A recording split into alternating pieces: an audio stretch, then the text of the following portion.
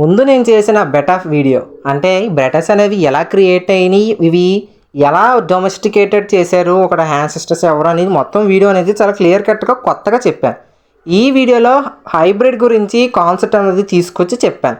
ఈ వీడియో చూసి ఒక తమ్ముడు అయితే నాకు మెసేజ్ చేశాడు, హైబ్రిడ్ కాన్సెప్ట్ అనేది బ్రో నాకు దగ్గర ఇది వర్కౌట్ అవుద్దో లేదో నన్ను తిరిగి అడిగాడు. ఏంటంటే వాడి దగ్గర గప్పి ఫిష్ ఇంకా గర్ల్ ఫిష్ అయితే ఉందంట. దాన్ని క్రాస్ బ్రీడింగ్ చేసి ఒక అవుట్పుట్లో అవుతానా బ్రో, ఈ రెండు చాలా ఫేమస్ ఫిషెస్ కదా, సో మనకు మంచి అవుట్పుట్ అనేది వస్తే నేను చక్కగా దాన్ని ఫిష్ హాబీలోకి తీసుకొచ్చి మంచిగా నేను దాన్ని వ్యాపారం చేసుకొని పుష్పరాజులాగా ఏలేస్తా బ్రో, కానీ నాకు కొంచెం మోయినా ఇవ్వు బ్రో అని అడిగాడు. అలా కాదు పిచ్చోడా.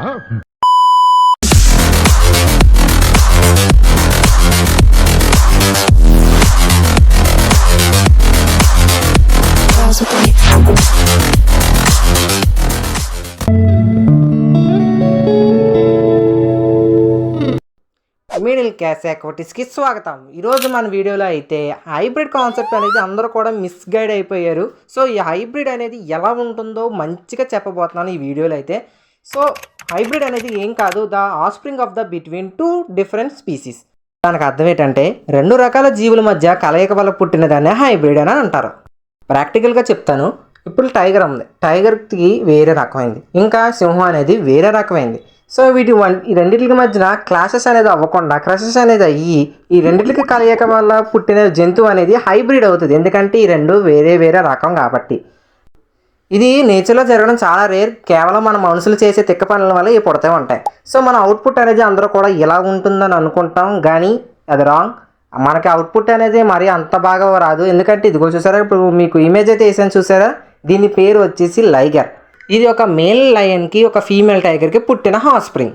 సో అందుకే మనకి హ్యూమన్తో కంపేర్ చేసుకుంటే మన లైగర్ అనేది ఎంత భారీ సైజులో ఉండడానికి కారణం ఏంటంటే, మన ఏదైతే లయన్ అయితే ఉంది కదా లయన్, దీనికి గ్రోత్ హార్మోన్స్ అనేవి పుష్కలంగా ఉంటాయి.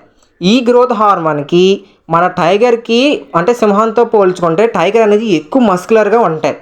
ఈ మజిల్ లైన్ అనేది ఆ గ్రోత్ హార్మోన్తో కలవడం వల్ల, అంటే ఇవి రెండు వేరే వేరే కదా, సో ఇవి రెండిట్ల జీన్స్ కలగడం వల్ల మనోడు మంచి సైజు ఎదిగే జీన్తో పుట్టాడు.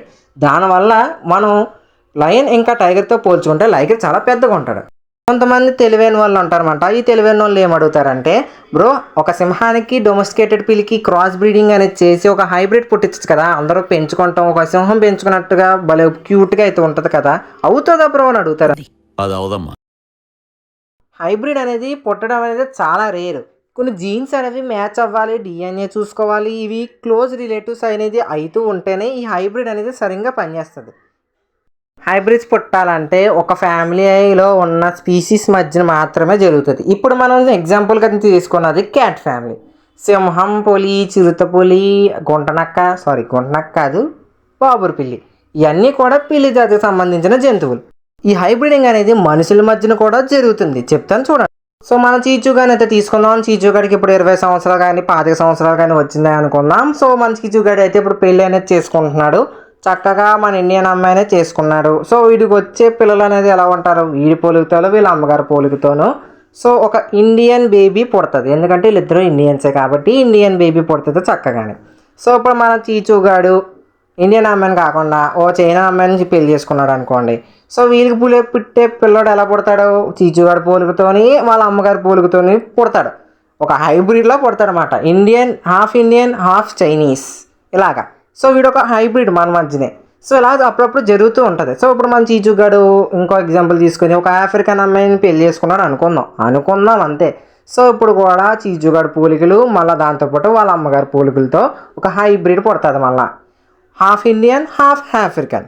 మన చీచుగాడు ఇప్పుడు ఒక రష్యన్ అమ్మాయిని పెళ్లి చేసుకున్నాడు అనుకుందాం. సో ఇప్పుడు మళ్ళీ ఏమవుతుంది, వాడి పోలికలతోనూ రష్యన్ అమ్మాయి పోలికలతోనూ ఒక హాఫ్ ఇండియన్ హాఫ్ రష్యన్ ఇలా హైబ్రిడ్లు అనేది పుడతారు. వీళ్ళు మన మధ్యనే ఉంటారు, మనం గమనించే ఉంటాం. అదే మన చీచుగాడు పొరపాటున ఒక కోతిని అంటే చింపాంజీని కానీ పెళ్లి చేసుకున్నాడు అనుకుందాం. సో వీళ్ళ మధ్యన ఏంటి బ్రో హైబ్రిడ్ పుడతాదా అని అడిగితే పుట్టదు. ఎందుకంటే జీన్స్ అనేది మనకి వేరే, కోతికి వేరే. మనం కూడా కోతి ఫ్యామిలీ నుంచి వచ్చాం కదా బ్రో, అవి మనం కూడా ఒకే ఫ్యామిలీ కదా బ్రో అని నన్ను అడిగితే మనం మోడరేటెడ్ అయ్యి ఎవాల్వ్ అయ్యి వచ్చిన వాళ్ళం. సో ఏదైతే ఆఫ్స్ప్రింగ్ కావాల్సి వచ్చిన జీన్స్ అయితే ఉంటాయో అవి మనకి కోతులకి మ్యాచ్ అనేది అవ్వవు. దానివల్ల ఆఫ్స్ప్రింగ్ అనేది రాదు. హైబ్రిడ్స్ పుట్టడం కూడా చాలా రేర్ కండిషన్లో జరుగుతుంది. కొన్నిసార్లు జీన్స్ మ్యాచ్ అవ్వకపోవడం వల్ల ఎంబ్రియో అనేది చనిపోతుంది. లేకపోతే ఈ చనిపోయిన ఎంబ్రియో వల్ల మదర్ వుండ్లో ఇన్ఫెక్షన్ అనేది అయ్యి మదర్ కూడా చనిపోయే ఛాన్సెస్ అనేవి ఉంటాయి. మీరు కూడా నాకు ఇన్స్టాగ్రామ్లో మెసేజ్ చేసిన ఆ తమ్ముళ్ళలాగే హైబ్రిడ్స్ పుట్టించాలి అనే ఉద్దేశంలో కానీ మైండ్ సెట్తో కానీ ఉంటే ప్లీజ్ దాన్ని వదిలేసుకోండి.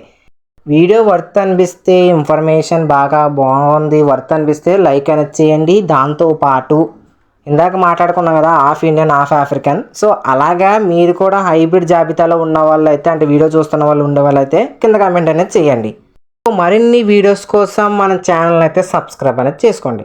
ఆగండి, ఈ వీడియోలో ఇన్ఫర్మేషన్ అనేది మీకు నచ్చుంటే ఈ వీడియోకి ఖచ్చితంగా లైక్ చేయడం అనేది మర్చిపోకండి. లైక్ కానీ చేయకపోతే మన వీడియోకి పెద్ద అర్థం అనేది ఉండదు. ఇంకోటి ఏంటంటే మీకు ఎలాంటి ఫిష్ గురించి డౌట్ ఉన్నా కమెంట్ అనేది చేయండి. అలా చేయడం వల్లే నాకు నెక్స్ట్ వీడియోస్కి మోటివేషన్గా అయితే ఉంటుంది. ఇంకా ఇలాంటి వీడియోస్ ఇంకా ఇన్ఫర్మేషన్ కావాలంటే మన ఛానల్ ఖచ్చితంగా సబ్స్క్రైబ్ చేసుకోండి. మీకు ఎలాంటి ఫిష్ కొనాలన్నా దాని మీద డౌట్ అడగాలన్నా నా Instagram page MC Aquatics Telugu, దానికైతే మీరు ఇంచక మెసేజ్ అనేది చేస్తే నేను ఖచ్చితంగా మీకు రిప్లై అనేది ఇస్తాను.